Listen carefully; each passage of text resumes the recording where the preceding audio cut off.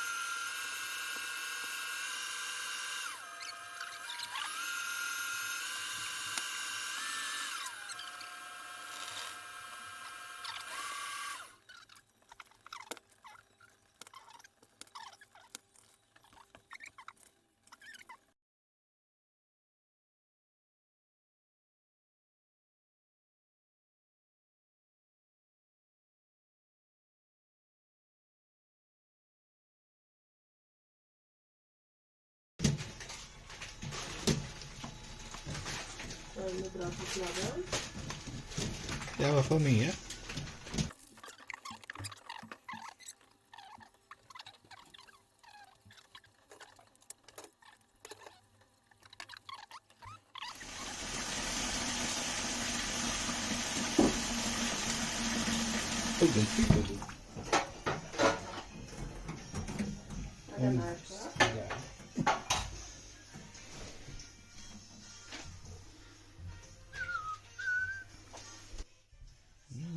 Se på det her da. Jeg ser denne.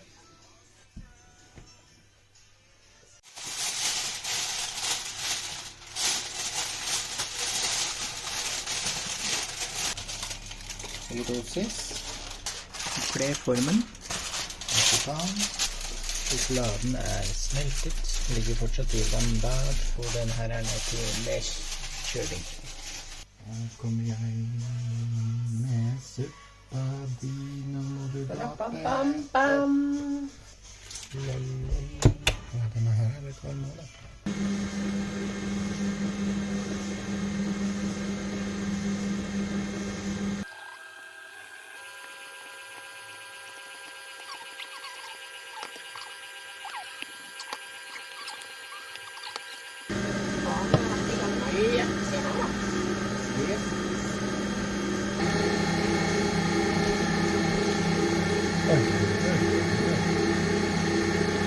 Ja, må kjøre sakte.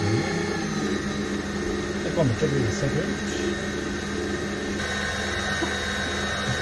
Nå skal man ikke putte meg litt på. Nå håper jeg den skiller seg med sånn.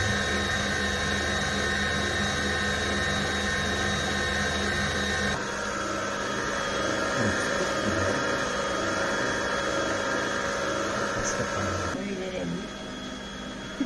Spiser. Røre? Nei, det er bare sjokolade, det. Det er ren sjokolade. Nom, nom, Ja, nom, nom. nettopp. Og nå begynner den å se fin ut.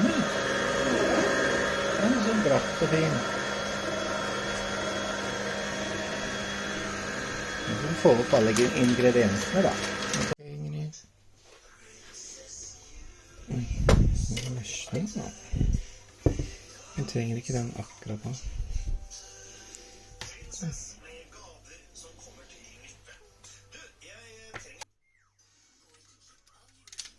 Sånn. Er det første laget, eller skal det mer? Det er sikkert fint. Ja, det er bra. Fundament. da. Ja.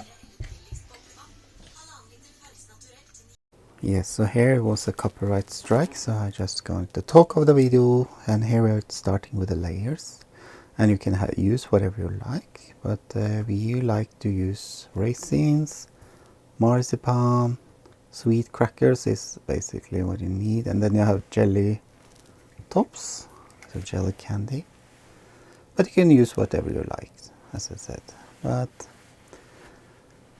yeah, so this was a cake that my grandmother used to make, and she was born in 1911, had 10 siblings, and yeah, and she learned it away to my other grandmother, and then I like it a lot. So a lot of young people, they don't know this cake, and well, it's a lot of fat though, and but you have to eat a little bit at a time. So yeah, but I like it very much. It's a lot of nostalgia.